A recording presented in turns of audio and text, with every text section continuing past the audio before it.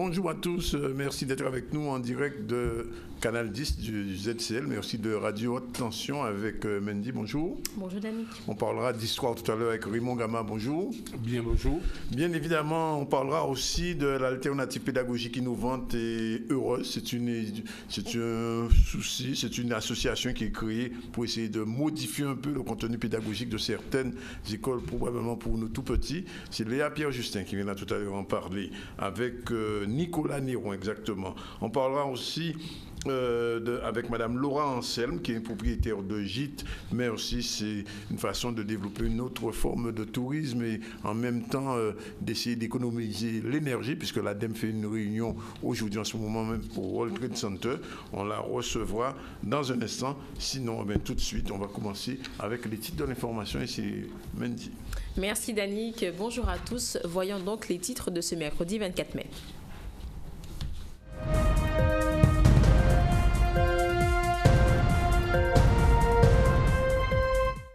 Et beaucoup de monde hier, place de la République à Paris, pour la 19e journée nationale de commémoration des victimes de l'esclavage sur le thème Bayo-Limier.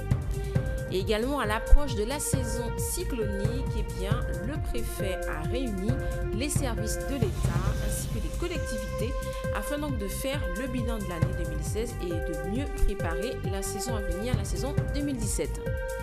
Et enfin, la fête des mères, c'est donc ce week-end. Voilà une belle occasion dans l'année pour mettre à l'honneur le temps des douces mamans.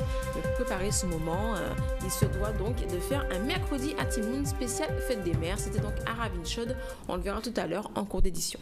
Voilà, merci Mendy. Je vous l'ai dit, on va parler de mai 67, particulièrement il y a une série de manifestations organisées par LKP et d'autres mouvements. Pour cela, j'ai fait venir Raymond Gama qui est historien, qui est l'auteur du principal ou du seul, en tout cas, livre historique sur les événements de mai 67 avec Jean-Pierre Sainton. Raymond Gama, bonjour. Bien bonjour tout auditeur à Canal 10. Bien sûr, et même auditeur à Radio Haute Tension. Et Radio Haute Tension, c'est ça, entendre des autres. Nous, assez Haute Tension, il y a quoi t'en voir à Paris, en ce moment-là, ça y a quoi t'en voir à Paris, Martinique, Guadeloupe, donc ça, pour international là, actuellement. Là. Ah, ok. Alors, première question qui est posée, c'est une question tout simple. Est-ce qu'il y a une débuté encore à dire en mai 67? Non, nous ne pouvons pas dire grand-chose. Non, le livre là nous fait en 85 là. Oui. C'était on essaie, c'était en premier mot. En premier coup. Ouais. Avis moins, même s'il est nous réédité en 2011, nous pas changé rien là-dedans, nous ajouté simplement en post-fest. Il paraît en 1985, première édition. Ouais. Deuxième édition c'est en 2011, nous reprenons tel quel parce que nous estimons que quasiment nous t'ai fait ça pour nous t'ai fait à l'époque. Il faut laisser comme tel, comme trace, ouais. Et comme témoignage à ce que nous t'ai pensé. Mais nous t'ai écrit ce là, très certainement nous t'ai écrit différemment. Donc nous notre livre a écrit à 6 67. Évidemment, nous l'obité a écrit 6 67. Ouais. Nous pouvons écrire la moitié à ça qui est possible à 667. Notamment en point de vue à Guadeloupéen. Ouais. Sans qu'à créer un point de vue à Guadeloupéen, il n'y a pas même point de vue à simplement l'histoire. Mais à les gens qui vivent ça et qui peuvent jamais parler. Parce qu'il y a toujours pas parler. Donc on a dit pas parler, qu'est-ce qui empêche de parler? La peur, la contrainte. La peur toujours 50 années après? Oui, non mais absolument. La peur, la contrainte. On peut prendre deux exemples. En participer à Gosier, à anti-animation, à nos associations de quartier. Parce qu'on va répondre à de telles invitations au niveau à PEP là. Parce qu'on va c'est là, on va attendre et on va prendre pour là à 6 questions à 67. Et bien là, nous avons madame qui était au monde lamentin et on va profiter, en pays non mais non, enfin on va profiter ici, on va attendre. Et il va moi numéro. Et il explique-moi comment ni un tel moniba, non qui partit le 26 mai qui peut jamais rentrer. Et à Kazayo, il peut jamais voir ça. Et pour le monde pour dire là, mon ça passé. Voilà ça en 2017 à dans en quartier. Ou encore tout simplement en télé, en notre télé privée, on a parlé de 67 et nous monde qui téléphonait. Après des parents moi ils téléphonaient à l'animatrice là. Et mon ça il prend pleurer madame.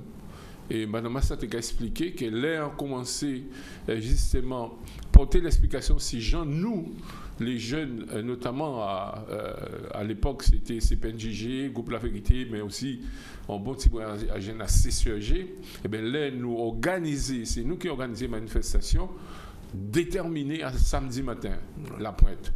Eh bien, Mme Massa, il était point plairé, il était expliqué, jour-là, ça, il était à la manifestation là. Il était devant la sous-préfecture avec nous, on était environ peut-être à 400 étudiants et élèves, et ça a tombé. Ça a tombé, là, ils ont varié nous dans le bitin là, et ils l'ont gimé, et puis ils ont pris ça, ils ont crasé bois, c'est-à-dire ils ont coupé bois jusqu'à l'aisselle. Par exemple, c'est des gens, la première fois, maman, ça a parlé, et qui prend plaisir devant ça. Donc, ni des. On paquette moun comme ça, qui ne jamais parler bas pour moun. Un peu fini, vers dimanche, on était à on amis, on camarade dans nous, qui était qu'à fêter l'anniversaire. Et c'est toute famille. Mais il était qu'à souhaiter comme son monde qui fête en mois de mai. Et il est très marqué par justement le fait qu'il fait à proximité des événements. Et papa était venu chercher, papa était toujours quasi venu chercher, et il était ni difficulté pour ramener maman. Mais pas de compte, papa là, pas de compte, j'ai pas les bails. C'est dimanche, papa là prend plaisir qu'à expliquer que j'ai manqué mort. Et de tout le monde a trouvé plein de mois parce que c'est la première fois papa yo capable de bailler. Vous comprenez? Alors là, quand il y a un livre pour écrire sur ça, voilà quelques partiels que nous-mêmes nous sommes capables d'écrire. Et un peu dire pour terminer, un sorti fond article, c'est l'humanité qui m'a dit nous au niveau LKP un article que nous rédigé. Il y avait Elie de Motard en article assez long derrière, assez très détaillé. Et pour la première fois, on mettait un témoignage que on monde crié moi et vient bon moi. Et puis il t'explique moi, un petit peu qui était 16 ans, puis nommé noir, il veut pas nommer noir. Mais il était 16 ans, il était arrêté à Bar 45, il peut reconnaître lui. Et à Bar 45, comme pas tenir tous ces bâtiments là qui alentour au premier qu'elle là, lui avait papa, il était au 4e étage. Il a assisté, il a tiré ces moun qu'on l'appelle. Il a assisté ça, il a voué ça dans Persienne habitat et il raconte ça en cas de témoignage. Il y a dans l'article ça qui apparaît dans l'humanité en cas quoi le 29 mai et aussi sur le site à Fondation France Fanon. Donc voilà. Des éléments comme ça, on peut trouver encore. Une série qui peut faire livre. Oui, on peut même dire son mythologie, parce que plusieurs gens avaient dit en ça aussi, moi, pas historien, que ces membres-là, j'étais dans la danse. Parce que ça, on va ça écrit pour côté. Si, on va les foutre à la danse, ça écrit dans ça. Oui, on va les foutre, mais on peut dire, moi, il voit, j'étais. Ah oui, alors qu'il voit, ça c'est autre chose. Nous, pas de témoignage là, on va les foutre à la danse, ça son son à radio de communication interne, à la gendarmerie. Ça, nous va répéter ça, nous va mettre ça entre guillemets. Mais qui nous témoignent, qui voient, j'étais. Nous témoignons ça, il a regardé peut-être quelqu'un contacté ou de toute façon. Ah ben, qu'à souhaiter en l'eau, qu'elle nous osait libérer nous. Voilà. Alors, je suis obligé de poser aux questions là, puisque bon, aux historiens, ni à peu près une dizaine de jours, Jean-Pierre dit qu'il y a à peu près entre 8 et 9 personnes qui meurent. Non, ça c'est responsabilité. Jean-Pierre nous a parlé de ça en tant que. Non, mais est-ce qu'il faut. Parce que ni on Guadeloupe qui a quoi ça là, parce que comme ça dit à nous, un certain officiel. On a des documents. On a des documents à le préfet Bolot. Qui prétendent que peine plus qui 8 morts. Alors c'est tout. Moi, pas plus de référence. Parce que le mois de Jean-Pierre connaît ces documents-là, ça. Nous ne partager tous les documents nous ni. C'est des, si vous voulez, c'est des libellés à Telegram qui constamment, pratiquement tous les 1h30, 2h, ils ont renvoyé vers la France. Eh bien, bon, on t'a calé ça hier. Bolot qui a signé un télégramme où il a dit, il a fait le point. C'est les morts, on croit que c'est peut-être le 29, on pas bien changé date à télégramme là, mais enfin un peu porté bas. Ça n'a pas ni doute à 600 ans qu'a dit. Et lui, il a quoi que ni monde qui pas déclaré mort, ni monde qui pas annoncé à l'état civil, il a dit ça télégramme. Alors, il peut mieux renseigner qui moi.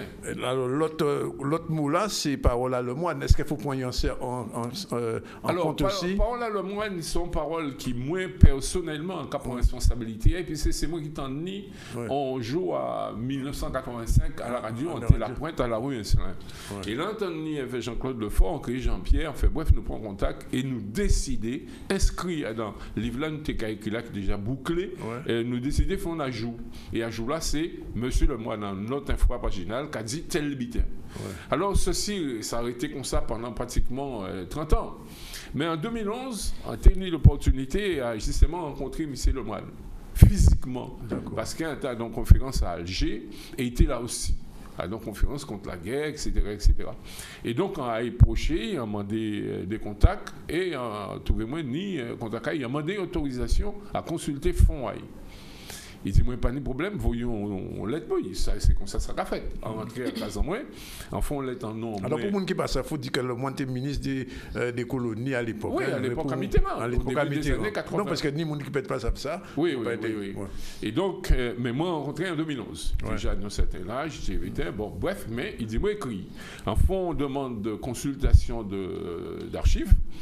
Non, moi et Jean-Pierre Saint-On d'ailleurs, pas santé, nous associés nous dans la recherche à niveau de ça. Et il répond moi, et dans le cas où il était en cinéma, on n'a pas changé bien, et il m'a mis autorisation là. Il y avait autorisation là sans débarquer à Fontainebleau. Avant, il était transféré les fonds, les sources ministérielles, c'est bien. Non, oui, c'est les archives nationales. Les archives nationales, les plusieurs sites. Mais un site à Fontainebleau est réservé aux archives contemporaines, c'est-à-dire tout le XXe siècle. Et donc, aller là, à Fontainebleau, on a présenté les témoins, et dis-moi, d'accord, ils ont ouvert fond là, moi. Et accéder à fond à Lemoine. Et bon, on a commencé à consulter, on a regardé le répertoire là, avec détail, et notamment, tenir un cabinet 2. Cabinet 2, c'est un cabinet qui, Diefenbacher, c'est le premier cabinet là, deuxième là, son notre Bernard de Blière, enfin, pas changer de nom, mais c'est à Dan, font là ça. Cabinet 2 là, qui nie un élément extrêmement important, qui est intitulé Troubles sociaux, etc., dans les départements de Outre-mer, entre 59 et 81. D'accord. Donc là, on tombé pile là, carton numéro 3, dossier 14, enfin, ça c'est les codes historiens qui ont utilisé pour utiliser le document. Et entrer un document là, ça. D'ailleurs, on sorti copié hier, enfin, en imprimé. Eh bien, il était qu'à commencer à la page 17. Il était qu'à manquer 16 pages. Et 16 pages là, ça, c'est la première partie. Pourquoi? Parce que page 17, il marqué deuxième partie, grand 2, deuxième partie. Et là, il a traité de deux événements, mars du 20, 21 et 22 mars à Bastère, et 26 et 27 mai à Pointe-à-Pitre. Et donc, ni son rapport à renseignements généraux. C'est les rapports, parce que sans dire là, il fait d'après les renseignements généraux. Troubles, etc., c'est d'après les renseignements généraux. Et donc, très rapidement, ça baille, c'est que en trouvez-moi un paquet de détails à les renseignements généraux et qui, directeur de cabinet là, certainement à partir duquel il fait rapport pour ministre et il a dit Misaï passe à Basset, mi comme ça fait et Misaï passe à la pointe, mi comme ça fait. Mais nous, il a expliqué le rôle à la police, rôle à la gendarmerie, rôle à la CRS, etc. Mais première partie là, qui a supposé son en partie de synthèse globale, qui nie des éléments donc synthétiques mais conclusifs en panier. Et là, on pas trouvé 87 morts, on pas trouvé chiffre là ça pour compter. Non, restant documentation là, c'est si l'économie, si la réforme foncière, si un certain nombre de considérations générales, de politique générale à l'outre-mer. Mais voilà si les événements sont trouvés dans le dossier normal. Autrement dit, on a répété qu'on voulait que ni 16 pages qui manqué dans le rapport du cabinet 2. Et 16 pages qui disparaissent. En pas qu'on est là. Alors, normalement, le responsable des archives, nous responsable scientifique, qui a pas un document, il savent, là, ça y est. Peut-être qu'il faut citer, enfin, un peu parler de ça. D'accord. Alors, autre bitin aussi pour nous parler, il faut nous dire des petits mots ça, ni en commission Stora, Benjamin Stora, qui semblait ni délanner, et il y aura un rapport à l'autre jour, en lit rapport là, en cas de moins en tant que, en pas historien, mais en pas apprendre rien. Oui, en fait, si vous allez un certain nombre de documents, si vous connaissez, si vous enquêtez, manifestement, il y a copié. Moi, pour moi, il y a copié. Il n'y a pas pour rien. Alors, non, il faut dire qu'il y a pas tout, c'est extrêmement important, ça y a poté. Ça y a poté, c'est peu, mais c'est capital. C'est-à-dire, il y a poté en interprétation des événements. Oui, non, mais c'est important, parce que ça dit, en Québec, tout à l'heure, cela, ça peut aller. Ils ont exprimé l'idée qu'il s'agit d'un événement banal, c'est-à-dire un événement qu'on grève, qu'on fait, etc., sans conséquence. Si l'organisation sociale, l'organisation citoyenne, voire politique, non, il s'agit d'un massacre. Ça nouveau. Ça, absolument nouveau, et qui a ouvert des perspectives extrêmement intéressante pour les victimes, c'est-à-dire pour nous en particulier. Et du coup, nous entrons en bouche là. Et un peu dire, justement à partir de ça, nous sortis et déposons un référé contre l'État français et contre la mairie de Pointe-à-Pitre, contre un certain nombre de monde, y compris contre un certain nombre de, notamment gendarmes qui j'ai témoigné. Pour ça, à partir du moment qu'il y a un massacre, ni criminel. Ah ben, à partir du moment où il y a un massacre, ni criminel. Irresponsable. Ah ben voilà. Donc, c'est pour ça, on veut dire quand même, rapport là, ça ni un seul mérite, bien évidemment. C'est moula. Mais c'est un nom à l'État qui va parler des massacres. En cas pensé qui avait été publié, ni un certain nombre de juristes, ni des gens à la Cour constitutionnelle qui lit, qui autorisait publication. Alors, il y a pas de responsabilité. Chaque monde rentre en casier. Mais nous, au niveau LKP, enfin, on peut dire que l'UGTG, la Cour LKP et Akio déposé plainte. Et quand il dépose plainte, est déjà déposé en référé. En vrai document là, alors, pour monde bien comprendre, là on a déposé plainte contre des gendarmes, mais contre maire à Pointe-à-Pitre. Oui, maire à Pointe-à-Pitre à l'époque, c'était Henri Mangou. Mairie Pointe-à-Pitre. Manifestement, nous avons un problème au niveau de la mairie, dans la mesure où nous avons encore qui disparaît et nous avons la famille Angèle qui a participé d'ailleurs, les fils Angèle qui a participé à référer à ça, eh bien, ils voient papa yo, ils ont trappé en déclaration comme quoi papa yo mort, mais ils n'ont pas ni permis de l'inhumer, ils n'ont pas mis ça pour la croix papa yo. Ils voient papa là le samedi, le dimanche il disparaît, et l'Amérique a dit il est mort. Mais il faut dire là, on va terrer. Oui, bien sûr. Ah ben ça, c'est une responsabilité municipale. Ouais, très important. Alors, il faut nous dire, Timori Mongama, à 6 manifestations qui ont été faites, parce que chaque année. Alors, avant de nous rentrer dans les détails de la manifestation là, nous avons qu'il faut quand même remarquer, nous en 50e l'année après 1967, est-ce que vous n'avez pas le sentiment que Guadeloupe a commencé en période d'événements là, parce que vous voyez le nombre de manifestations qu'on a fait de tous côtés? Non, absolument, absolument. Nous pouvons dire que jusqu'à 2004, grosso modo, c'était c'est un épisode d'histoire tragique, mais qui était pratiquement réservé à un espace militant. Et même dans l'espace patriotique, un groupe en particulier, qui est le groupe de Gonguisson nationaliste. Ça qui passait à partir de 2005 au niveau notamment 3 organisations mouvements, c'est l'UGTG, Akio et Mouvement Nombre. Nous déposons une requête. Déposons une requête à la sous-préfecture le 26 mai 2005 où nous avons demandé compte. Et nous avons menacé de porter plainte, etc., etc. Et nous avons demandé d'ouvrir les archives, enfin, nommer en commission, nommer des experts, etc., etc. Ça a été en bonne et due forme. Nous faisons ça 10 ans. Nous faisons ça aussi le 26 mai 2006. Et nous constatons dans relation avec nous avec la sous-préfecture que c'était un amusement pour le pouvoir, que Boris était cassé à nous, et nous décider que nous ne pas aller là encore. Donc à partir de 2007, nous ne pas aller là encore. Et nous entrer dans une phase d'enquête dans tous les états civils, tous les services d'état civil qui sont en Guadeloupe, etc., etc. Pratiquement toutes les organisations patriotiques nous étaient ensemble dans telle démarche en mai 67, qui est malheureusement mort très rapidement en fin 2007, mais enfin nous continuons et ça, nous verser en 2008-2009 dans le panier LKP la question 67. Et donc, nous continuons à interpeller président, ministre, etc., etc. Et c'est suite à tout ballon là ça, mais c'est l'URL. Comme devant un certain nombre de démarches à LKP, alors on va passer son bilan en juillet qui est payé. Chaque coup, il y a tout une parade pour quelque part nettoyer les poubelles de l'histoire à la France. Eh bien, qu'est-ce qu'il fait? Il avançait, premièrement, abrogation à si question de posée 648. Il fait on bitin d'abrogation pour la loi du 30 avril 1839. Seulement, il a oublié décret à avril 1848 et nous revenons très certainement à ça après. Il avançait également l'idée à mettre une commission en place pour étudier 3 événements, 59 en Martinique, juin 62 en Guadeloupe et mai 67 en Guadeloupe. Voilà comment le gouvernement là répond. Et il mettait une commission là en place, en bas l'UL, mais Kevin avait pour en juin réellement installé. Et il y a que remettre Bitaillot en 2016.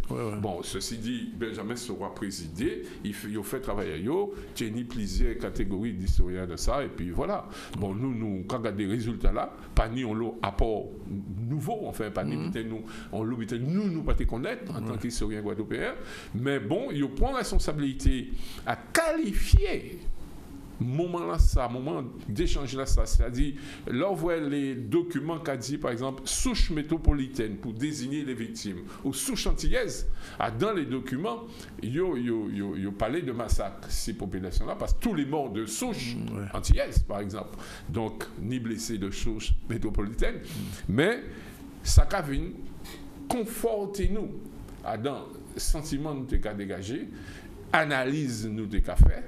Et nous, en tant que militants, bien parfois, propagande qu'on ne peut pas payer ici, ça c'est vrai. Mais ils viennent confronter l'ensemble à entrer là, ça, à ces questions à mai 67. Vers le mot massacre. Donc, ni bois d'ailleurs. Ni bois d'ailleurs. Alors, 2 petits mots ainsi, avant nous bout ainsi, les manifestations qui prévoient ces jours-là, ça. Alors, nous prévoyons vers 10 centrales. Syndicales, les 10 centrales pratiquement syndicales qui sont en Guadeloupe, mais aussi associées à ça pratiquement en vingtaine de groupes à peau, dont 17 en Guadeloupe et restant en France, en mouvement d'ensemble assis la terre entre Guadeloupe et l'Europe. Donc, en Guadeloupe, très précisément, nous ni deux moments clés, c'est 26 et 27. Alors, le 26, nous Kenny, nous fait démarche à référer la Japaré. Le 26 au matin, nous porter plainte. C'est Kenny 2 démarches juridiques en référé et la plainte contre les responsables assis au niveau juridique. En tout cas, il y avait la famille en GL, il y avait la famille Tarrête, les fils Tarrête, il y avait également l'UJTG, il y avait les organisations, l'UJTG, et il y avait le mouvement culturel Akio, et il y avait la COULKP qui nous créait comme association depuis le départ. C'est ces familles-là, sa victime, et ces organisations-là qui apportaient référé nous et plainte en nous. Mais, bien évidemment, qu'il y ait une possibilité d'agréger toute victime qui est, nous paniquant, engagée de façon personnelle et individuelle dans ça. Deuxième moment important du 26 mai, c'est vers midi et demi, entre midi et demi et 13h30. C'est-à-dire au moment où les militaires qui corsent le 26 mai 67. Devant la chambre de commerce. Et bien là, nous sommes à Con. On sont à Con qui est croisé en la rue La Pointe parce qu'il est fait en différents points par les groupes à peau et les qui est porté et qui a d'être croisé en la ville. Voilà l'idée là. Bon, ça c'est pour le midi, disons entre midi et demi, et vers 1h30. Et le soir à 19h, à partir de 19h, 18h30, 19h, nous sommes au Vélodrome, dans ça la Vélodrome, où nous faisons un genre inédit, c'est-à-dire après on laisse l'histoire nous fait, mais nous sommes partis de documents pour nous faire population là construire des faits. Parce que nous prétendons que justement c'est nous qui avons construit l'histoire. Ouais. Alors, le lendemain, qui est le 27, nous n'y fait même marché, fait conscience. C'est un concept qui a existé depuis 3 années. Oui, qui nous initié depuis une vingtaine d'années, mais enfin qui nous sont marché. Oui, son marché, mais on marché avec point, disons, de vulgarisation. Ouais. Et là, nous sommes partis à la place à C'était. Nous sommes partis à la place, nous sommes en direction Chauvel pour nous aller au point à la redoute de Benwich. La redoute de Benwich, dès Chauvel, pour aller en direction à statue, notamment d'Elgrès. Là, pour aller. Bon, c'est qui on prend d'histoire à 1802, parce que nous sommes liés 1802 et 1067. Adam fait même marché, fait conscience ancien. Nous avons notre deuxième arrêt au lycée technique, c'est-à-dire lycée Benbridge, à part grand lycée moderne, l'autre là, Chevalier Saint-Georges. C'est ça le lycée qui était né là en 67, et il était moderne et technique en même temps. Donc, fait en prise de parole là, et en particulier pour honorer mémoire à leader en nous à l'époque, à l'Ancapalé, en tant que monde qui était acteur et militant à l'époque, Jean-Claude Courbet. Donc, saluer mémoire est là parce que c'est éveil et avait capacité à nous empêcher les lycéens d'entrer et nous faire manifestation à la jeunesse. Et nous continuons ensuite par Vieux-Beau Abîme, puisque nous descendons par la rivière Boiripo, nous avons arrêté devant la Cour Bruno. La Cour Bruno, nous avons le fils Tarret, enfin les fils Tarret, mais qui explique nous qui Jean tué papa yo. Ah donc veillé. Ah non, pas la mort. C'est la place, c'est la place. Non, il n'est pas mort, c'est la place. C'est pratiquement on prend Michael. Entre on prend Michael et la Cour Bruno. Dans l'espace ça, c'est là il est mort. Et en veillé que tu es Landre. Dans veillé à la Cour Bruno. Qui n'est donc témoignage à ça. Nous avons continué le rond-point Michael et nous avons viré pour entrer par boulevard Légitimus. Nous avons arrêté côté Cap Excellence. Cap Excellence, c'est Crédit Agricole. C'est-à-dire dans un carrefour là, qui mène nous à la clinique Le Metz ou qui mène à Crédit Agricole à droite. Alors pourquoi nous avons arrêté là? Pour deux raisons. C'est pour honorer mémoire à Martiniquais qui est mort, tout couillamment, à côté Versil, il y aurait qui décaloté ces là.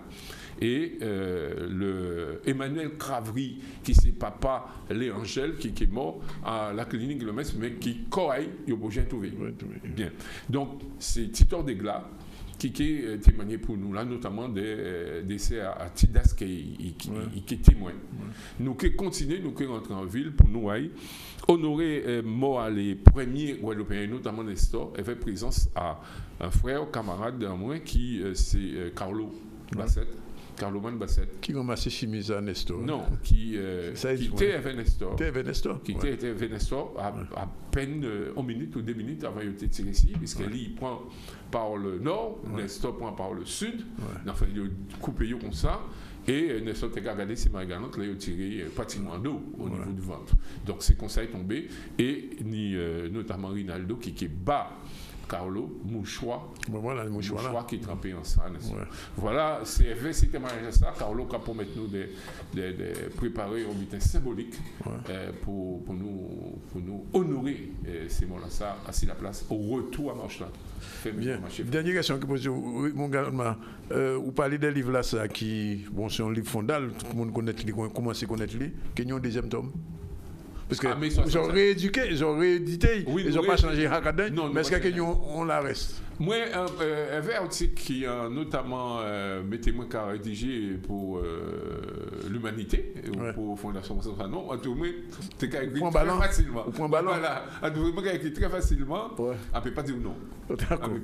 Nous avons pour l'année prochaine, 51e anniversaire à événement gravi, si ZCL, nous avons dit Raymond Gama, merci, nous avons rendez-vous donc ce jour-là, le 26 mai, 27, 28 mai. Alors bien évidemment, sans couper, le programme nous va continuer, et le 28, on compte à Daubin pour nous là, bien comprendre les problèmes à terre, à Sainte-Rose, et surtout aussi le 31 mai, parce que procès à secrétaire général du GTG, qui le patron du MEDEF.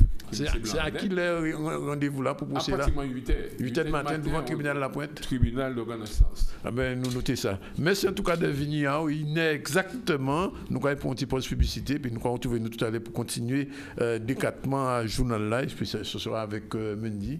Mendy à tout à l'heure. À tout à l'heure. Passe pub et nous assis ZCL et RHT. Voilà.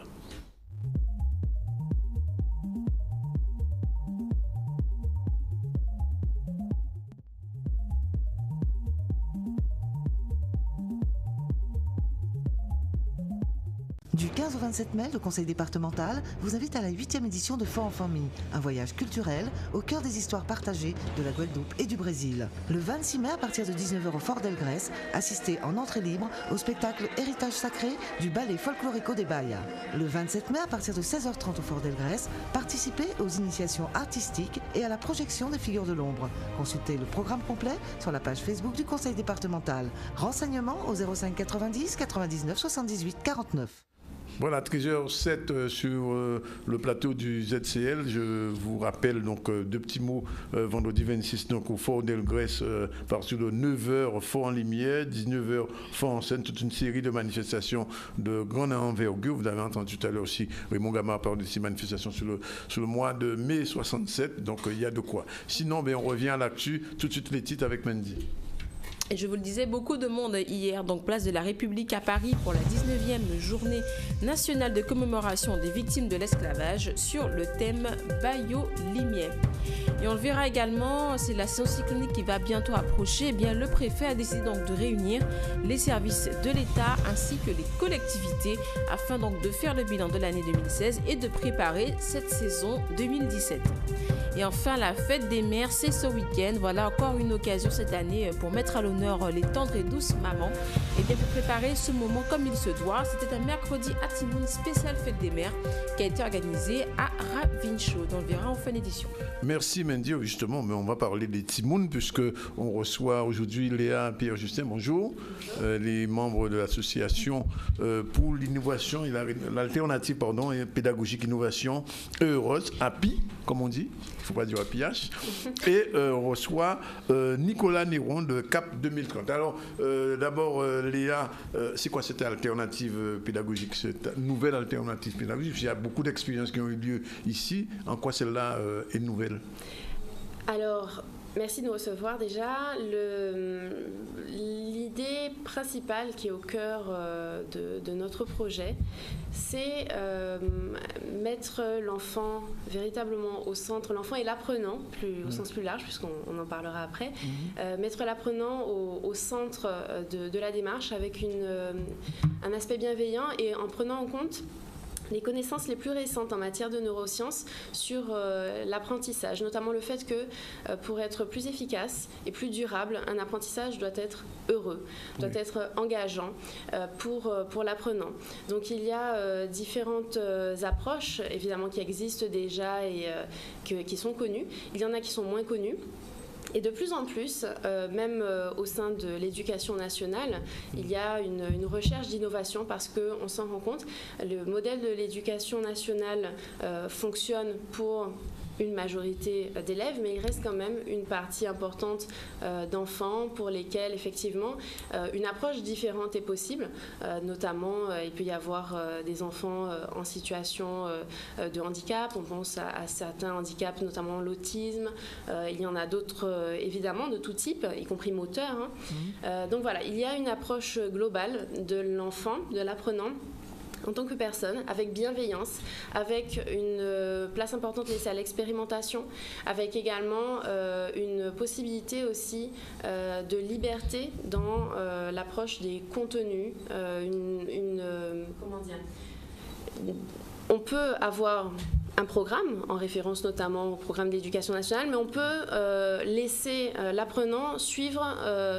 On va parler peut-être d'impulsion, on va parler dans Montessori de périodes sensibles. Donc voilà, il y a plusieurs aspects en fait innovants dans cette idée. Mais alors, Léa, est-ce qu'on peut dire que c'est une école parallèle à l'école entre guillemets traditionnelle aujourd'hui? C'est différent de ce qui se fait dans les écoles classiques, cours élémentaire, CP, petite et grande section, etc. C'est très différent. Alors pour expliquer peut-être, pour répondre à cette question, il faut peut-être que je réexplique le contexte dans lequel ce projet est apparu, parce que c'est vrai que notre envie aujourd'hui est de créer une école primaire alternative. C'est parti... Privée, c'est une école privée. Voilà. Aujourd'hui, on part sur ce projet, mais on a aussi l'intention très rapidement d'aller à la rencontre du rectorat et des représentants de l'éducation nationale au sens large pour justement ouvrir le débat, parce qu'au-delà de ce projet vraiment de création d'école, il y a l'envie d'insuffler un regard nouveau sur l'éducation, de donner une place à ce que j'évoquais tout à l'heure, l'expérimentation, la bienveillance, la place de l'expérimentation pour l'apprenant, une certaine liberté. Et donc, nous sommes à l'origine, c'est un groupe de parents d'élèves, plus précisément de l'école Montessori du Gosier, qui est une école maternelle aujourd'hui. Oui. Et c'est vrai que c'est un cadre particulier qui est différent de celui de l'éducation nationale, qui n'est pas en opposition, c'est vraiment des approches différentes de la pédagogie, des contenus, du matériel également particulier, le rôle de l'adulte également, qui est plus en accompagnement des enfants que comme détenteurs d'un savoir qu'ils dispensent aux enfants. Voilà, c'est cette approche qui est différente. Et notre souhait a été, à l'origine, de poursuivre, de permettre aux enfants de poursuivre dans un tel cadre. Idéalement, notre rêve le plus fou, si on peut dire, ce serait qu'à terme, au sein de l'éducation nationale, de telles pratiques également puissent avoir cours. Il y a des expérimentations qui ont eu lieu au plan national sur de l'intégration de méthodes Montessori dans des classes, mais ça dépend de la volonté d'une équipe pédagogique, de la volonté d'une équipe de direction, d'un établissement. Il y a un matériel qui est différent, donc coûteux, puisque ce n'est pas courant. Donc voilà, il y a plusieurs aspects, mais il est vrai qu'aujourd'hui, on n'en est qu'au début. D'accord. Alors, Nicolas Néron, vous êtes un petit peu aussi à l'origine de ce projet, mais vous êtes aujourd'hui membre de CAP 2030. Alors, quel est le lien qui est entre cette association CAP 2030 et ce projet alternatif ? Alors en effet, à l'origine, je suis un des parents d'élèves qui était membre de l'association. API. Alors oui, API, c'était. C'est-à-dire qu'à l'origine, il y avait Appel Mongo, l'association des parents d'élèves de l'école Montessori du Gosier. Voilà. Qui avait vraiment un objectif d'aider l'école dans certaines activités quotidiennes ou un petit peu extraordinaires. Et c'est là où on a créé en effet API pour se lancer dans ce projet qu'on appelle notre projet un petit peu fou de réimaginer une nouvelle école. Donc moi le lien c'était c'est mon intérêt pour ce projet. J'étais aussi dans une transition personnelle. Notre projet, on en parlait beaucoup et on avait tous envie qu'il se fasse. Et je me suis dit, moi pour ma part, allez banco, je me lance à titre en tant qu'entreprise pour m'y consacrer complètement à ce projet et à d'autres en l'occurrence. Ensuite, en quoi, plus largement, CAP 2030, pourquoi CAP 2030 ? C'est issu de l'agenda 2030. C'est voilà, dans les objectifs de mon entreprise, de mon projet, je préfère dire projet, c'est faire la promotion de l'agenda 2030 des Nations Unies. C'est 17 objectifs de développement durable. Il y a un objectif, en l'occurrence, c'est l'objectif numéro 4, qui est d'assurer une éducation de qualité dans le monde. Et entre autres, et pas que pour les enfants, également pour les adultes. Donc, et ensuite, pourquoi je suis pourquoi également ce besoin, c'était mon avis, mais un avis qui était partagé, d'un accompagnement en ingénierie de projet, c'est que notre projet, il est très ambitieux, parce qu'en fait, on se place dans un écosystème, justement. L'idée, c'est de repenser l'environnement de l'école, mais physiquement également. On peut, les grands objectifs ou les grands défis qu'on a à relever tous ensemble, donc nous adultes aujourd'hui, adolescents et les enfants, c'est de faire face, de participer à la transition écologique. Il y a des défis à relever. Il y a également apaiser le monde. On se rend bien compte qu'il y a quand même beaucoup de tensions. Il y a également une révolution numérique, j'ai envie de dire, qui n'a fait que commencer avec l'arrivée de l'intelligence artificielle. On se rend bien compte que nos enfants, on peut soit avoir une posture de peur vis-à-vis de ces changements globaux et locaux, mais on peut aussi se dire préparons-nous à. Donc aujourd'hui, on peut apprendre beaucoup de choses à un enfant, mais en même temps, quand il sera plus grand avec son smartphone, il aura accès à plein d'informations. Donc, même avant qu'il soit plus grand, d'ailleurs. Voilà. Ça commence déjà. Donc les logiques d'apprentissage doivent aussi changer. L'idée, c'est de rendre les enfants, qu'ils aient une capacité de chercher la bonne information, une capacité critique également. Et donc c'est vrai que au cœur de l'éducation alternative, il y a vraiment développer l'autonomie des enfants. Oui. Et quelque chose qui est fondamental, c'est que les enfants, pendant ces périodes sensibles dont Léa parlait, apprennent à se connaître. Oui. Un enfant, quand il est en préscolaire ou en maternelle, il est encore dans une phase de découverte de lui-même. Oui. Et il faut qu'il garde sa pureté, sa spécificité, Et c'est là aussi la pédagogie différenciée, c'est se dire chaque enfant est différent, ne cherchons pas non plus complètement à les changer parce que c'est différent, c'est notre richesse. Et d'ailleurs, notre mantra, donc, ce qui résume un peu l'état d'esprit de notre projet, c'est adapter l'école à la vie avec un grand V. Parce que l'idée n'est pas d'adapter les enfants à l'école, ce n'est pas à l'enfant de s'adapter à une institution, c'est à l'institution de s'adapter à l'enfant parce que le monde a changé, on ne peut pas fonctionner sur un modèle qui serait le même. Alors, nous, on ne se prétend pas pédagogue, etc. On l'a dit, on est parents d'élèves, donc on n'est pas dans l'opposition, je tiens à le préciser quand même, c'est important, vis-à-vis de l'éducation nationale. Au contraire, vraiment vous voulez être un complément. Voilà, nous, on souhaiterait pouvoir...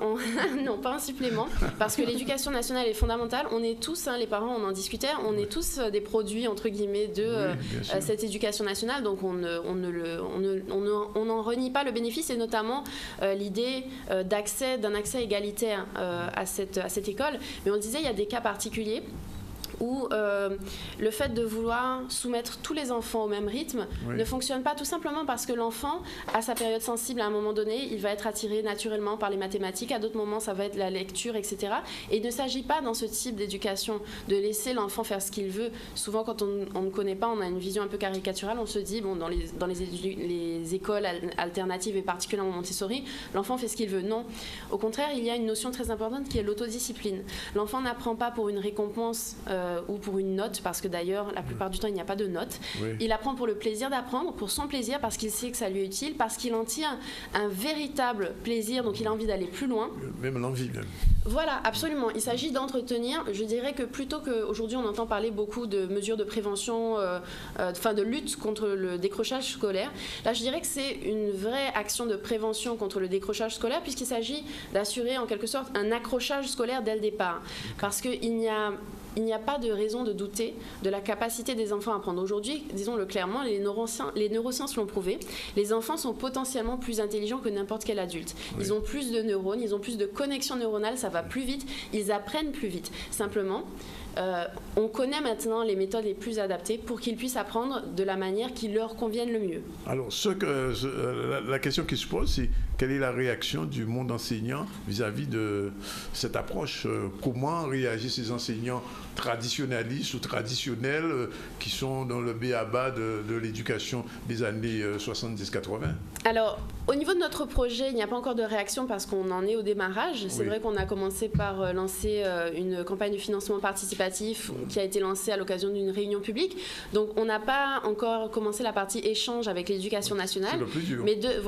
Mais en fait, c'est ce qu'on souhaite vraiment faire parce que l'éducation nationale est de toute façon un acteur incontournable pour nous. Ils sont un peu dépassés, il faut le dire. Ça, ce sont vos propos, c'est votre avis, Monsieur Zandonis.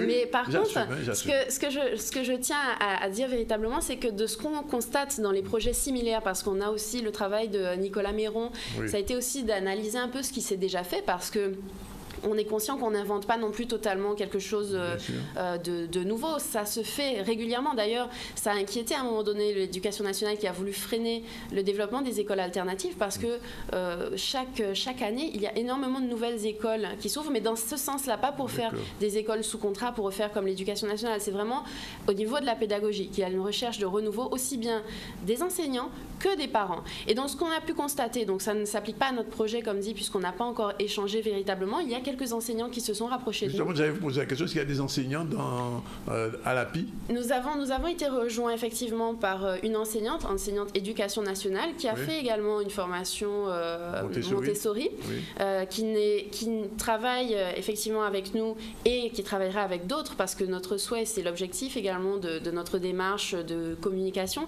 c'est d'informer sur ce projet et de faire participer le plus largement possible des personnalités diverses, pas que des parents. On ne souhaite pas rester entre parents d'élèves. On souhaite également qu'il y ait des professionnels de l'éducation qui puissent intervenir, des personnes qui connaissent également les publics particuliers. J'en parlais tout à l'heure, les enfants en situation de handicap, etc. Ce sont aujourd'hui également des problématiques qui sont difficiles dans l'institution scolaire parce que là encore, elle n'est pas adaptée, elle ne permet pas de s'adapter à toutes les situations. Et donc, généralement, il y a une attente, je dirais, de la part des enseignants. Il est vrai que ça dépend beaucoup de la personnalité des enseignants, mais aussi de leur direction. Donc, c'est vraiment quelque chose de très subjectif. Il y en a qui sont pour le maintien, je dirais, naturellement de ce qui s'est fait en améliorant, en évaluant. Mais il y en a beaucoup, et ça s'est vu notamment avec des gens qui communiquent beaucoup, notamment Céline Alvarez, pour ne citer qu'elle, qui était une enseignante, effectivement, qui a donné sa démission, qui expérimente. Mais il n'y a pas qu'elle. Elle a beaucoup fait parler de son projet, parce qu'il s'agissait justement d'une expérimentation Montessori dans une maternelle publique, dans une zone difficile, une fameuse ZEP. Et il est vrai que une des raisons aussi qui nous a conforté dans notre souhait, dans notre envie initiale, c'était pourquoi une telle école en Guadeloupe. C'était le constat global au niveau de la société, du niveau de violence, du niveau d'incivilité. Et même, j'ai envie de dire, pas uniquement entre inconnus dans la rue, même dans les familles. Il y a aussi beaucoup de situations, on en discutait, il y a eu des échanges avec des personnes qui sont psychologues, qui reçoivent des familles, qui voient des situations difficiles. Donc c'est vrai qu'il y a une question importante autour de la place de l'enfant, qui doit être considérée comme une personne, avec une certaine immaturité, certes, mais avec tout le respect qui est dû à une personne. Léa, vous avez beaucoup parlé des enfants en difficulté qui peuvent être handicapés ou autistes, et les enfants surdoués. Non mais c'est justement, je n'ai pas osé rajouter, mais il y a en effet le cas des enfants précoces. Ensuite, très précoces. Et il y a un pourcentage non négligeable, avec d'ailleurs des chiffres qui peuvent varier entre 3% selon certains critères que l'on prend, et d'autres parlent de 12% d'enfants précoces. Donc tout à fait, et juste, c'est vraiment ça l'idée de l'éducation, de la pédagogie différenciée, c'est d'être capable d'accueillir tous ces enfants. En deux mots, pour donner une image un peu comment ça se passe une classe. Parce que notre projet, il ne faut pas oublier que notre projet initial, c'est de développer une classe élémentaire. Notre projet, pour différentes raisons, entre autres parce qu'on veut qu'il y ait une inclusion sociale et une inclusion également des différences d'enfants, on a développé un projet beaucoup plus important, et on pourra y revenir. Comment ça se passe une classe dans l'éducation alternative? Les enfants arrivent le matin, par eux-mêmes, disent bonjour, et ils vont décider de l'activité qu'ils vont faire. Ils vont aller prendre leur plateau, un plateau avec des outils, ils vont aller s'installer sur leur table, il y a plein de petites tables, et ils vont travailler. Ou des tapis également, ils ne sont pas obligés d'être assis à une table. Voilà. Et le rôle des éducateurs dedans, c'est quoi? C'est de les observer. C'est de les observer et d'être à leur disposition si besoin est. Un enfant, il apprend par ses difficultés, mais nous aussi, les adultes aussi d'ailleurs. On apprend souvent plus de nos échecs que de nos succès. Donc les éducateurs ne sont pas en train de diriger, ils sont en train d'observer. Et dans les fondamentaux, là aussi dictés par les neurosciences, ce qui est important pour un enfant, c'est sa capacité d'attention. Et c'est l'apprentissage par l'expérimentation, par la difficulté, puis la répétition. Donc en fait, quand les éducateurs observent et qu'ils voient un enfant en difficulté, ils peuvent le laisser vivre sa difficulté jusqu'à un moment où peut-être que l'enfant pourrait perdre patience. Ils sont en observation et ils apportent, ils viennent demander par exemple à l'enfant « Est-ce que tu veux qu'on en parle ?» Et l'enfant va peut-être dire « Non, j'ai envie d'y arriver tout seul ». Et peut-être l'enfant va dire « Eh ben oui, je veux bien parce que je ne comprends pas ». Donc ce sont des réponses immédiates qu'on essaie d'apporter. Alors, quel va être votre agenda? Parce que l'association est créée, il y a une réflexion, vous commencez à rassembler des parents d'élèves et même un enseignant. Quelle va être votre prochaine étape? Comment ça va progresser? Et dernière question, c'est un projet qui naît à Gosier, mais vous êtes aujourd'hui dans une télévision qui s'adresse à la Guadeloupe, à la Martinique, on vous regarde en France aussi, en Guyane. Alors, qu'est-ce que vous dites globalement? Est-ce que c'est un projet Gosier ou Gosierien, ou alors est-ce qu'il s'étend? Alors aujourd'hui, sur le caractère territorial, effectivement, on est pour la plupart effectivement basé sur cette zone actuellement, mais ça dépendra aussi des partenaires qu'on trouvera, des opportunités, parce que notre souhait, Monsieur Méron en parlait, c'était d'avoir une école repensée, y compris physiquement. Donc ça veut dire que nous, dans notre idéal, on est sur un projet de construction. Oui, maintenant, physique. voilà, là. exactement. Oui. Donc ça suppose un terrain, ça suppose de dégager les moyens nécessaires. Donc tout cela, et aujourd'hui on est au stade où on démarre, comme je dis, pour rédiger le projet, planifier effectivement chaque étape jusqu'à la construction, planifier également, voir également la partie budgétaire, le chiffrer. Oui, donc c'est cette partie-là qu'on commence d'abord avant de se lancer. Et pour le lieu, ce sera en fonction des collectivités, des décideurs qui seront... Ça va être un laboratoire dans un premier temps. Absolument, mais c'est absolument ça, puisqu'on a une place importante dans le projet qui a été rédigé et qui peut être consulté sur la plateforme eloasso.com, où en tapant APIH, on peut retrouver la description complète du projet. On a effectivement le souhait d'avoir,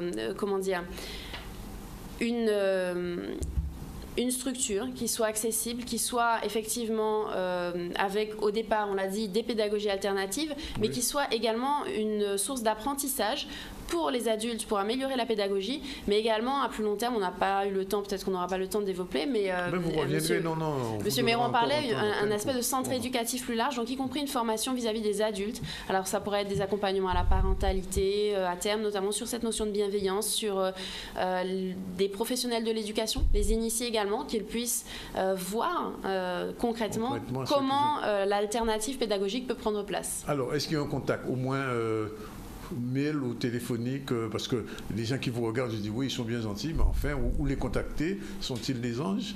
Absolument, on peut nous contacter, donc un numéro de portable 06 90 11 39 30, donc c'est mon numéro. On peut le refaire, 06 90 11 39 30. Merci. Voilà, sinon un mail, donc APIH, appelmongo, apelmongo.org. Donc ça figure également, le projet est retrouvable facilement si vous tapez alternative pédagogique innovante et heureuse sur Google. Dans les premiers résultats de recherche, vous avez le projet sur Eloasso. Vous êtes bien référencés. Voilà, absolument. Ils sont très bien référencés, où on explique tout, puisque l'objectif c'est de rassembler largement, bien au-delà des parents d'élèves du Gosier, de l'école Montessori actuelle. Alors on peut prendre rendez-vous avec vous dans quelques semaines ou quelques mois quand le projet sera un tout petit peu plus avancé? Parce que vous avez donné les premières explications, mais j'imagine qu'il y a encore d'autres choses à faire et peut-être les gens vont réagir. Bien sûr. On peut imaginer, on va dire, avant la rentrée, peut-être ou à la rentrée prochaine, faire un nouveau point. Absolument, c'est notre souhait. On souhaite revenir régulièrement, d'autant que dans les projets, pour justement favoriser ce rapprochement avec l'éducation nationale, on souhaite mettre en place une conférence débat en fait, pour traiter de ces questions d'éducation, pour présenter le projet et avancer ensemble. Bienvenue, vous êtes CL, on aura l'occasion bien évidemment de vous accueillir. On est bien content d'avoir ces premiers éléments concrets et puis les gens qui vous ont suivi. Je rappelle le téléphone 06 90 11 39 30. 11 39 30. Merci Léa, merci Nicolas. Il est pratiquement 13h30. On a pris une bonne trentaine de minutes pour en parler. Il le fallait. On va passer à la deuxième phase, page de pub, et puis on se retrouve pour la suite du journal et nos prochains invités.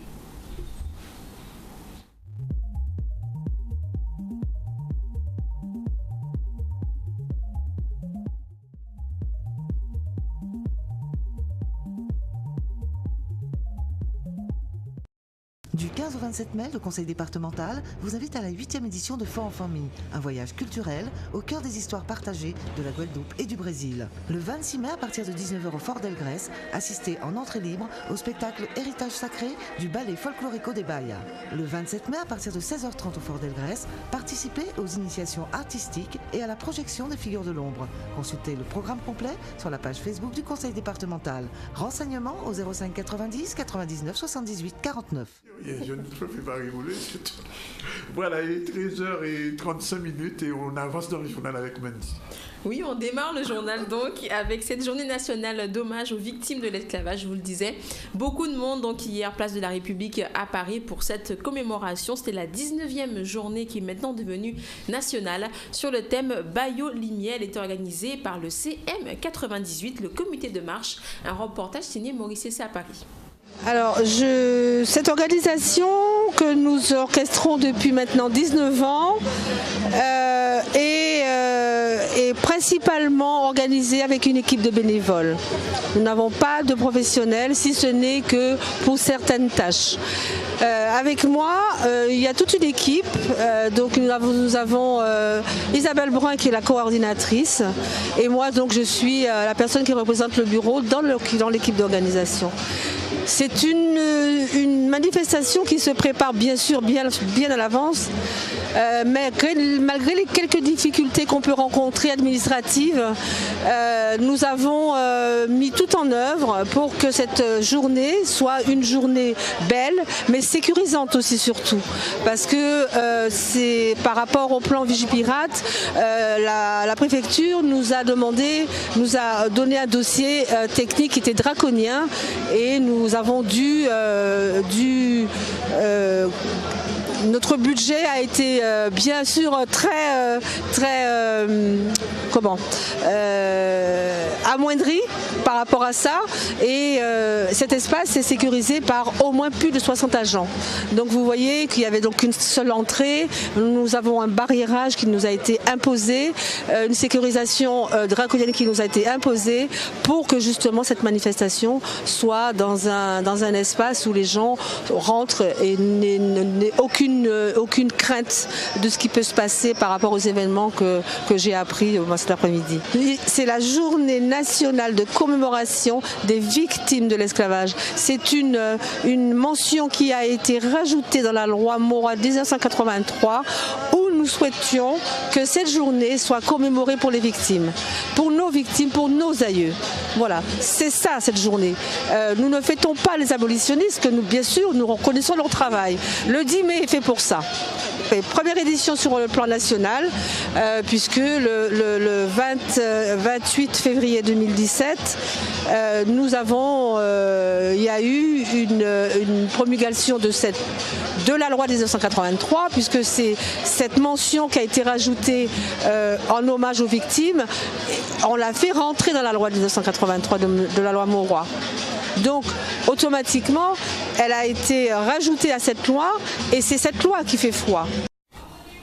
De retour donc avec le prochain sujet, je le disais, à l'approche de la saison cyclonique, eh bien, le préfet a décidé de réunir donc les services de l'État ainsi que les collectivités afin de faire un bilan sur cette saison 2016 et donc de mieux se préparer pour la saison à venir, donc en 2017. Ça s'est passé dans la salle Cherchère en préfecture à Basse-Terre. Un reportage signé Anne-Elisabeth Arcel. L'objectif de notre réunion d'aujourd'hui, c'est de rappeler quels sont les fondamentaux de la préparation pour pouvoir réagir le mieux possible à un phénomène cyclonique qui viendrait passer sur l'archipel et donc pourrait avoir des conséquences dramatiques pour la population. De dresser un petit bilan des années précédentes, de rappeler ce que c'est qu'un phénomène cyclonique, comment la procédure d'alerte fonctionne et puis de s'assurer que tout le monde a bien mis à jour ses procédures. Cette réunion sera sanctionnée par un exercice qui se déroulera mi-juin, qui ne sera pas un exercice de préparation mais bien un exercice de mise à jour pour vérifier que tout le monde est bien prêt. Mais cette préparation, et j'insiste, n'est pas qu'une affaire, si je peux m'exprimer ainsi, qu'une affaire d'État.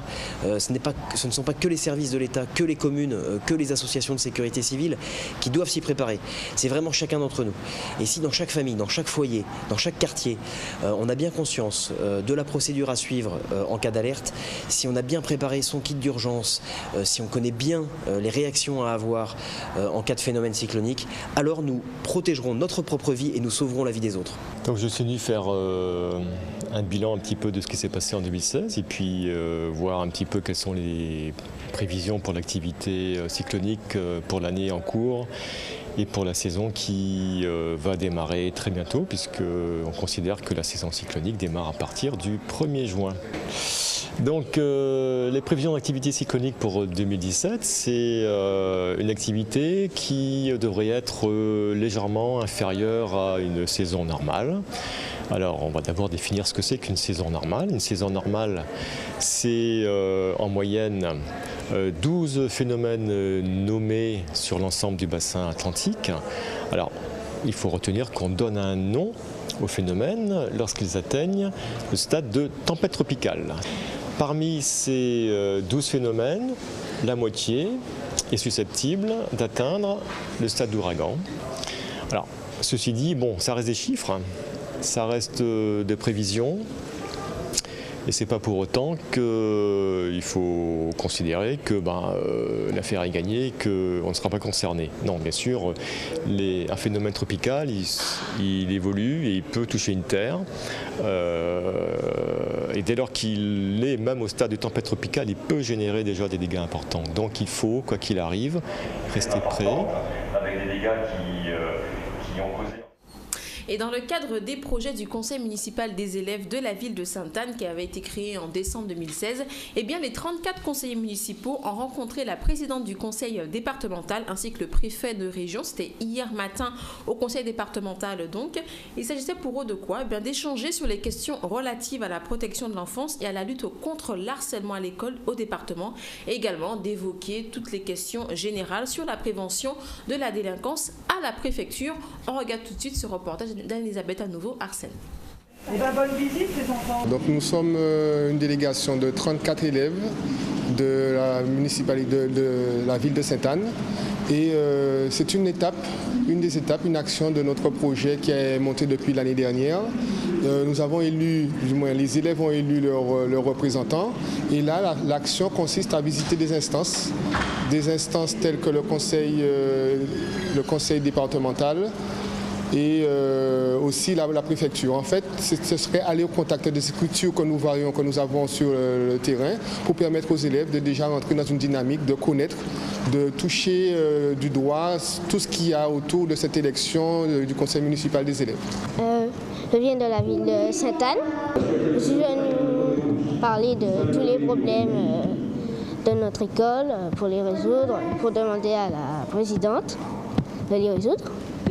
Aujourd'hui, je suis allée voir la préfecture, mais il n'y avait pas le préfet, donc on a visité la préfecture et on a ensuite vu le directeur du cabinet, qui est le bras droit du préfet. Ensuite, on est allé au conseil départemental. Ensuite, on a refait un petit tour de visite. Ensuite, on est allé dans le bureau de la présidente du conseil départemental et elle nous a expliqué que l'association du conseil départemental il aidait les gens qui avaient besoin d'aide. C'est important d'ouvrir nos collectivités, de permettre à ces enfants de découvrir parce qu'ils entendent parler de l'hémicycle, ils entendent parler du conseil départemental. Donc il y avait de tous âges puisqu'il y avait ceux qui rentreront au collège l'an prochain, donc déjà des enfants qui sont, je dirais, en âge de bien assimiler, de bien comprendre les missions de telle ou telle collectivité. Donc aujourd'hui, je leur ai parlé de solidarité. Donc je pense qu'ils vont sortir d'ici avec plein de souvenirs, mais plein de renseignements pour leur vie future, tout simplement. Voilà, il n'est que 13h44. On a tout le temps pour recevoir Jean-Claude Adonis et Laura Anselme. Jean-Claude Adonis, bonjour. Bonjour. Merci d'être avec nous. Vous êtes l'un des responsables de l'IANAGE pour mai 67. Tout à l'heure, on a reçu Raymond Gamaille, un véritable programme pour ce 50e anniversaire. Et vous serez sur la place de la Victoire depuis le 26. Exactement, depuis le 26. Et précisément pour que les conques fassent un travail, puisque tout le monde sait qu'il y a eu des morts à Pointe-à-Pitre, il y en a pas mal. Et donc, on veut justement travailler avec les conques, que les conques soient là pour rappeler à la population qu'il s'est passé quelque chose entre 12h45 et 15h. Oui. Il y a des chiens qui sont tombés, Nestor notamment, et les autres. Et donc, les conques seront là pour rappeler, mémoriser. Les groupes à peau, c'est avec les groupes à peau, tout à fait. Il y en a sur groupe à peau. C'est dans la continuité, en fait, du travail qui a été fait depuis début d'année, de drapeau, de groupe en groupe, changement de drapeau. Et il y a une vingtaine de groupes. Ouais. Hein, et donc, les gens font un travail. À l'issue de ce cas de mai 67, on passera à autre chose, puisqu'on ne se lâche pas, hein, on a continué. Et donc, les conques, c'est à l'époque, les conques étaient là pour prévenir, on décès, en rassemblement, en événement quelconque, les conques étaient là. Les serveurs aussi avancés sur le CRS aussi. Hein. Oh, tout à fait. Oui. Mais bon, c'était plus pour sauver des rassemblements, prévenir d'un décès. Et là, le travail va être très spécial, puisqu'on demande à tous les conques de groupes, différents groupes, d'être là, sur place, très tôt, depuis 11h, de façon à rappeler à la population qu'il s'est passé quelque chose en 67. Voilà. Alors, deuxième aspect, oui, alors ça c'est l'aspect Konalambi, comme on dit, et après, qu'est-ce qu'il y a d'autre? Alors, le samedi matin, alors justement, ce jour-là, on demande à ce que tout le monde soit en blanc et rouge. On habille en blanc, tout le monde est même le 10, en blanc et tête marée en rouge. C'est important parce que les gens qui dansent avec en soirée sandales, et voyant d'autres soirées, ils peuvent faire ça. Pour la mémoire. Pour nourrir la mémoire des gens qui sont morts et qui n'ont pas demandé ça. Voilà. Et donc le samedi, très tôt, 7h du matin, on sera avec les autres, les syndicats. Nous allons démarrer sur la place, nous allons faire une marche et nous allons repérer les lieux là où nous tombés. Parce que nous tombés. Et le soir maintenant. Marche de mémoire, ça. Marche de mémoire. Tout le monde en rouge. Tout le monde en rouge. Blanc et rouge la veille, rouge le lendemain. Et le samedi soir, il y aura une veillée culturelle sur la place de la Victoire à partir de 18h. Donc c'est le Lénage qui va gérer tout ça la soirée. Et au cours durant cette soirée, il y aura un peu de tout, de la danse, qu'il y ait des musiques, qu'il y ait des jeux de mots, qu'il y ait des contes, qu'il y ait des blagues. Qu'il y ait des théâtres aussi. Oui, qu'il y ait une théâtre, une pièce théâtrale qui est basée essentiellement sur les événements, qui parlait de la jeunesse atelier en 67, parce qu'on ne passe pas ça, mais ni La vie pas belle en 67, et ni Bibidom qui a démarré, qui a voyé mon enfance, et vous savez ça, peut-être que ni mon qui passait par là. Bien sûr. Donc, qu'il y ait tout ça le soir-là, qu'il y ait un coup de musique, qu'il y ait un coup de boca. Nous avons dit des gens viennent là, viennent supporter nous, et nous avons dit d'être là en rouge, COP. Voilà. Alors, en nous résumé, vendredi 11h. Vendredi, c'est-à-dire qu'il n'y a pas forcément un rassemblement pour la population, mais que tant de conques là. Les conques qui disposent sur certains lieux, des lieux très précis, dans Pointe-à-Pitre, et des conques qui baillent force là. Là, il y a habituellement quand on ronfler, laisser masse, mais la pays ni masse, c'est que ronfler dans le cadre de ça pour mémoriser, pour montrer, faire mon songer, tellement important, hein, parce que c'est pour songer ce qui est fait en 67 et peut-être plus loin, ce qui passait aussi en 1802. Voilà. Et le samedi. C'est un vrai lionnage à des dates en fait. Hein. Voilà. 67 et 1802. Tout à fait. Et comme par hasard, le 26 et 27 est tombé pile poil. Même date là. Qui 67. 50 ans après. 26, les mêmes dates. Sauf que c'est pas. Les temps ont changé, tout bien passé, voilà. Et le samedi donc, on va ensemble. Samedi soir, grand veillée culturel, si la place à Victoire. Mais nous avons demandé aux gens de jouer le jeu le vendredi. Si mon peut mettre en blanc et rouge, puis au songer que ni mon famille, si mon a des cousins, des familles, des gens qui n'ont rien à voir avec l'augmentation à les camarades, qui ont des déboussants, mais des gens qui tombent, alors que tu as passé seulement le point des balles. Des gens qui viennent porter en contribution, des gens qui participent à un défilé là, mais des gens qui étaient là comme ça, et au prix. D'accord. Voilà. C'est que bleu, blanc, képi rouge. Non. Je parle de la qui bouge là, c'est que le vendredi, tout le monde est en blanc et rouge, en vrai qu'est-ce qu'on a fait un effort, parce que nous, c'est des Guadeloupéens, nous avons tué les Guadeloupéens, nous avons assassiné les Guadeloupéens, nous sommes sûrs que nous ne pouvons pas rentrer dans des affaires qui étaient ni 8 personnes qui morts, 12 personnes qui morts, 7 qui morts, pour ne pas ça. Nous avançons un paquet de chiffres, pour le monde aujourd'hui, je ne peux pas affirmer au effort combien de monde qui morts exactement. Justement, c'est l'inconnu. Mais nous qui tombaient, et nous commandons des gens de venir avec nous le vendredi en blanc et rouge pour nous songer ce qui passait. Et le lendemain soir, à partir de 18h aussi, la place pour la veille culturelle. Lionnage pour mai 67. Pour mai 67. Jean-Claude Adonis, merci. Merci vous autres. Seulement 13h50. Juste un petit sujet sur l'arrivée des enfants de Gourdeliane Kayanou, avant qu'on interroge Madame Anselme, et on ira au Chichetti.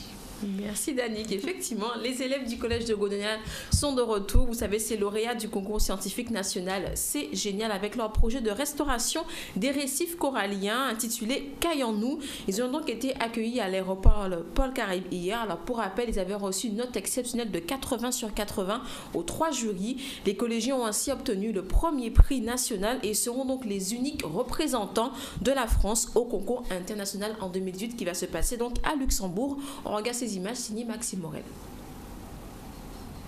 Aujourd'hui, initié par l'association de lutte contre l'obésité, le surpoids et la sédentarité, les premières journées de l'obésité infantile en Guadeloupe. C'est une journée effectivement bien ciblée sur les professionnels, dont aussi la population est invitée, mais c'est vrai pour qu'il y ait vraiment ce maillage entre les professionnels, mettre en place des actions à mener, parce qu'on se rend compte on a une forte augmentation de la prévalence du surpoids et de l'obésité chez nous en Guadeloupe. Comme on a pu le démontrer lors de ces journées, 2 enfants sur 10 en Guadeloupe sont atteints de surpoids et 1 enfant sur 10 d'obésité. La nécessité de faire une prise en charge aiguë et bien coordonnée est nécessaire au niveau de notre département. On ne peut pas réussir à faire quelque chose d'aussi complexe que la prise en charge de l'obésité de l'enfant en 2 temps 3 mouvements. Ce n'est pas une consultation chez le médecin traitant, ce n'est pas une petite activité au niveau du médecin traitant, ça implique l'enfant, sa famille, son environnement, l'école, sa façon dont il se perçoit, son alimentation, tout ça est complexe. Et donc,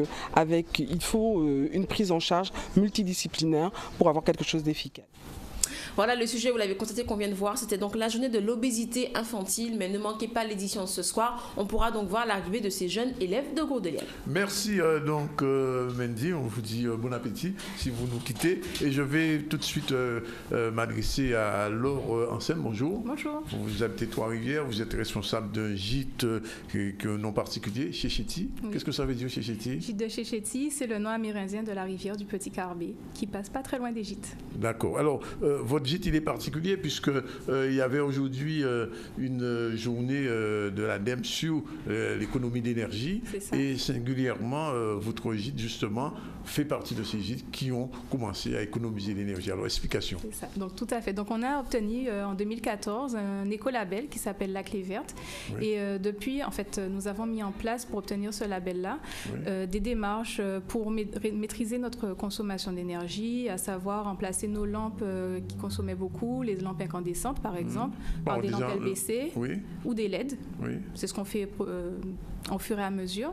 Nous avons aussi remplacé, nous commençons à le faire à l'extérieur, les lampes pareilles LBC, on les remplace par des lampes solaires au fur et à mesure. Pour ce qui est de l'eau chaude, on utilise des chauffe-eau solaires. Chauffe-eau solaire, bien sûr.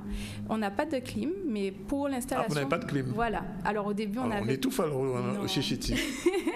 Au début, on avait construit les gîtes en respectant l'architecture traditionnelle, vous savez, avec les clayettes qui permettent de faire une ventilation naturelle. Mais comme la demande de la clim est en augmentation, donc là, on va l'installer dans certains gîtes, mais on va devoir faire de l'isolation pour pouvoir réduire les pertes d'énergie et les pertes de fraîcheur, en fait. Alors, est-ce que, du point de vue comptable, on peut dire que ces équipements, on va dire, de basse consommation ont permis quand même de se rendre compte que finalement, ça permet de dépenser moins, réellement? Oui. Alors, sur l'eau et l'énergie, puisque en 3 ans, par exemple, pour l'énergie, on a diminué nos consommations d'environ 7%. Donc, ça s'est traduit sur la facture, évidemment. Et pour l'eau, on a réduit nos consommations de 23%. Donc, pareil, les charges en termes d'eau... Alors, la question, qu'est-ce que vous dites aux gens qui vous regardent et qui n'ont pas encore appliqué ces mesures? Alors, je leur dis que c'est de leur responsabilité, puisque toute activité économique a un impact sur l'environnement. Du coup, au-delà de l'aspect économique, puisque bien évidemment, on a vu que ça nous permet de réduire nos charges et donc d'augmenter notre bénéfice, ce qui est important. Au-delà de cet aspect économique, c'est bien aussi qu'on puisse se sentir engagé vis-à-vis de la nature, puisqu'en plus, le patrimoine naturel, c'est ce qui nous sert en fait à vendre en fait notre destination aux touristes. Donc ça a un intérêt de toute façon pour pour les hébergeurs touristiques et d'une façon générale pour la population. En fait, vous avez envie de dire aux autres gîteurs de faire comme vous, c'est ça? C'est ça. Oui. C'est ça. Et c'est compliqué de quitter le traditionnel et de passer à l'économie d'énergie. Alors, par exemple, nous, en termes d'équipement, je parle. Hein. Pas forcément, puisque de toute façon, maintenant, on ne trouve quasiment plus de lampes incandescentes. Ce n'est plus produit en France. Donc, c'est facile de trouver des LBC partout. Les équipements qu'on vend en général, ce sont des frigos ou des congélateurs, des machines de classe A, voire même A++. Il y a quand même des classes A, mais il n'y a pas que des classes A. Voilà, il n'y a pas que des classes A. Mais si on doit remplacer un équipement, ce n'est pas compliqué de choisir. Il y a des affiches, choisir des primes EDF aussi. Oui, pour donc, le chauffe-eau. Pour le chauffe-eau, mais aussi pour les équipements. Oui. Et l'ADEME entre en compte dans ces équipements. Alors, vous avez des aides particulières? Donc l'ADEME est rentrée en compte indirectement puisqu'elle a financé un dispositif que la CCI avait mis en place en 2012 qui nous a permis d'avoir un accompagnement personnalisé par un chargé de mission de la CCI. Donc indirectement oui. Et directement, on l'a vu au séminaire tout à l'heure, il y a des aides qui existent pour pouvoir s'équiper ou au moins faire les études de faisabilité. Ça c'est surtout pour les grosses structures comme les hôtels, donc faire des études de faisabilité pour pouvoir faire sa transition. Est-ce que vous êtes le gîte modèle ou bien il y a encore d'autres gîteurs qui font comme vous? Il y a d'autres gîtes en Guadeloupe. À l'époque, justement, qu'on a intégré le dispositif, on a été 12, je crois, à obtenir soit le label La Clé Verte, soit l'écolabel européen. Et il y a d'autres gîtes qui n'ont pas forcément de label, que je sais être quand même assez responsables.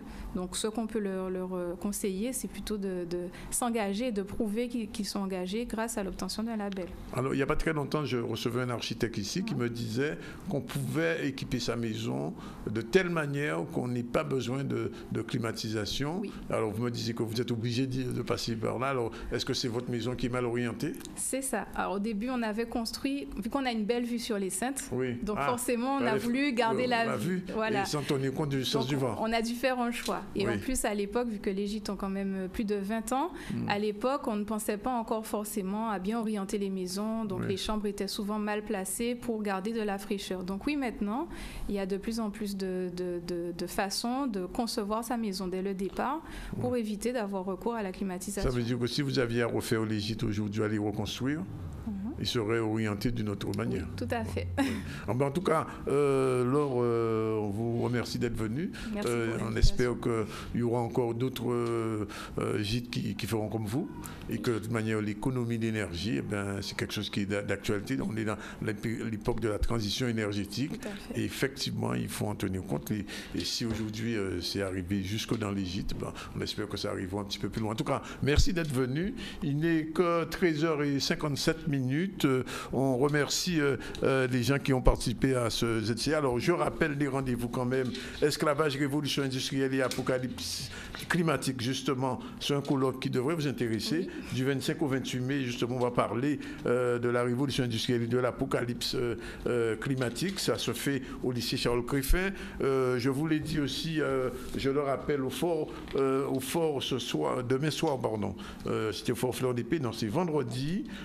Fort d'Elgrès, Fort en Limière à partir de 9h et Fort en Seine à partir de 19h. Ouverture officielle d'une manifestation, restitution de la résidence de création autour de l'œuvre de Guy Tyrolien, mais aussi spectacle héritage sacré avec un ballet qui vient spécialement du Brésil et c'est gratuit, c'est pas très loin de Trois-Rivières. Vous pouvez aller faire un tour. Si vous êtes dans la région Pointe-Trois, vous avez entendu le lionnage pour mai 67, deux grosses manifestations vendredi avec l'appel au conque de Lambie et en tenue dress code blanc et rouge, on vous l'a dit, et le samedi sur la place de la Victoire aussi, veillée culturelle, musique, tambour et aussi témoignage sur mai 67. On n'oubliera pas sur 50e anniversaire de mai 67. Voilà, il est pratiquement 13h59, on termine à temps, avant 14h, merci Sabine, et on se retrouve, non pas demain, parce que demain c'est férié, mais vendredi, et on devrait recevoir Sylvie Gustave Duflo, qui sera interrogé avec moi